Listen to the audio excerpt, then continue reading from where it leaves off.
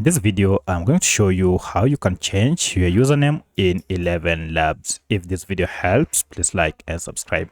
Alright, so if you want to change the name that is displayed on your account, go ahead and log into your ElevenLabs account and then head over to your profile icon on top. If I hover over it here, click on it and then go to settings. Now from settings, you can see you can manage various things, among them your name. From here you should be able to see your given name.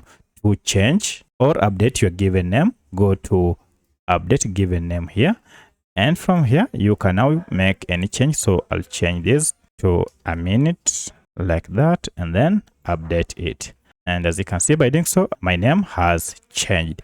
So that's how you can change your profile name in ElevenLabs. If you have any other question, kindly let me know in the comment section. Otherwise, thanks for watching and let's meet in the next video.